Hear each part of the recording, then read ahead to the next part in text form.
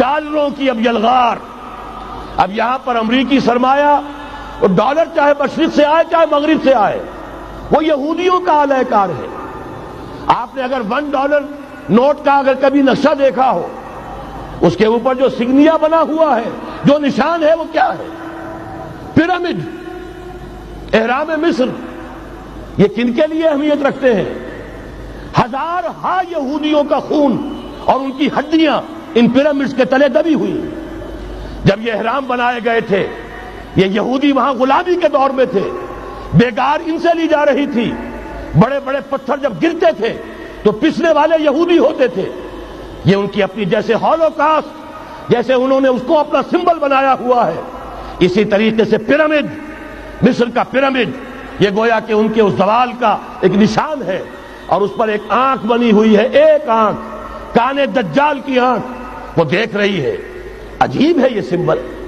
نیچے لکھا ہوا ہے نووس آرڈو سکلورم, اور یہ در حقیقت 1776 جو نیچے لکھا ہوا ہے وہ رومن حروف کے اندر یہ 1776 ہے, جو میں بتا چکا ہوں آرڈر آف الومناٹی وساپ نے قائم کیا تھا.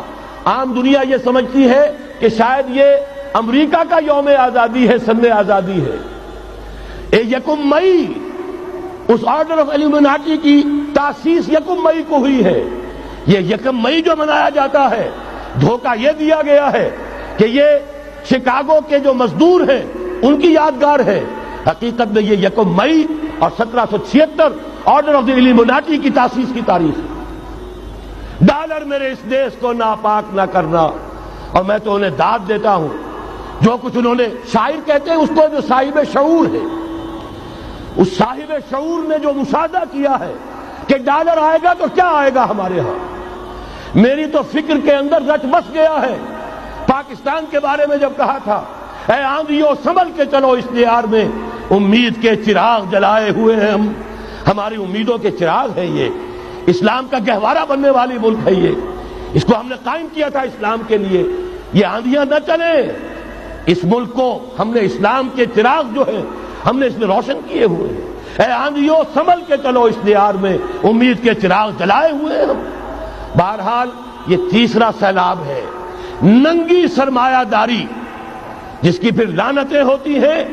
ایک طرف فقر, ایک طرف احتیاج, ایک طرف بھوک, ایک طرف دولت کے انبار.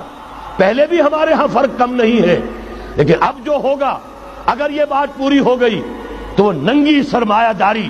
اور سرمایہ داری ہی در حقیقت یہود کا سب سے بڑا ہتھ کنڈا ہے. یہ بینکنگ کا نظام, یہ سارا کا سارا سودی نظام, یہ IMF, یہ ورلڈ بینک, یہی تو ان کے سب سے بڑے ادارے ہیں. تو واقعہ یہ ہے کہ 3 طرف سے ہم پر حملہ ہو رہا ہے.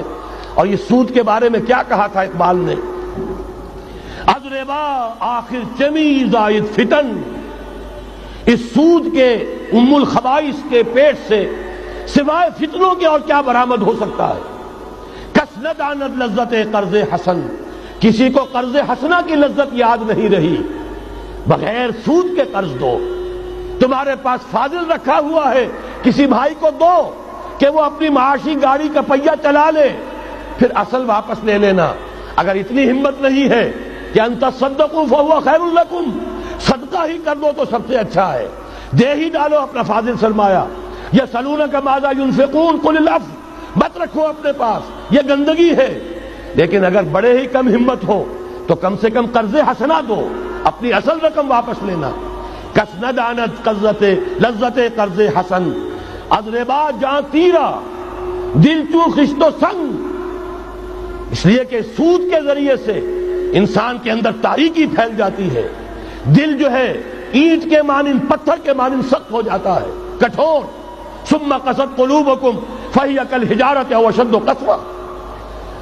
آدمی درندہ بے دندان و چنگ, اور انسان بغیر اس کے کہ بھیڑیوں والے دانت ہوں اور بھیڑیوں والے پنجے ہوں, بھیڑیا بن جاتا ہے. بہرحال اب کرنے کا کام کیا ہے اس کو سمجھیے.